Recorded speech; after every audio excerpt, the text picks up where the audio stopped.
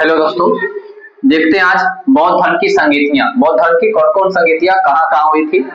तो समझिए, प्रथम बौद्ध संगीति, प्रथम जो है बौद्ध संगीति ये कहाँ हुआ था। प्रथम बौद्ध संगीति राजगिरी में हुआ था। कहाँ हुआ था? राजगिरी। राजगिरी में हुआ था 483 ईसा पूर्व में। 483 ईसा पूर्व में।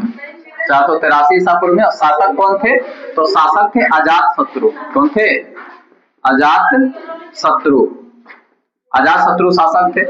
द्वितीय बौद्ध संगीति जो है, द्वितीय बौद्ध संगीति जो कहाँ हुआ? ये वैशाली में हुआ। द्वितीय बौद्ध संगीति वैशाली में हुआ। और ये कब हुआ? तो 383 ईसा पूर्व में।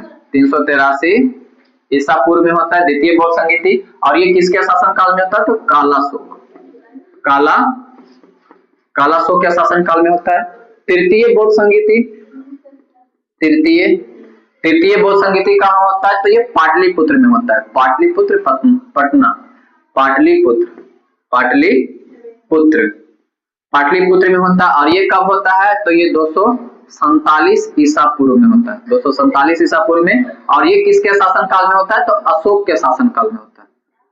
अशोक के शासन काल में। और है ना, चौथा बौद्ध संगीति है ना, चतुर्थ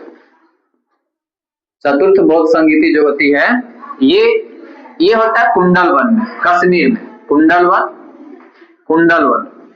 और ये कब होती है? तो ये 102 ईस्वी में होती है। याद रखिएगा, ये तीनों जो ईसा पूर्व में और ये ईस्वी में होती है।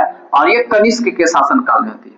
कनिष्क के शासन, किसके शासन काल में? कनिष्क में। तो याद रखिएगा, इसके लिए शासक में है एक ट्रिक है, अक्का अक, है ना। अक्का अक मतलब आ से अजातशत्रु, क से कालाशोक, और आ से अशोक, और क से कनिष्क। तो ये चार जो है शासक थे जिसके शासन काल में बौद्ध संगीत हुई, है ना। और कहाँ कहाँ हुआ? तो राजगिरी, पहला राजगिरी में हुआ, दूसरा वैशाली में, तीसरा पाटलिपुत्र और चौथा कुंडलवन में हुआ। ठीक।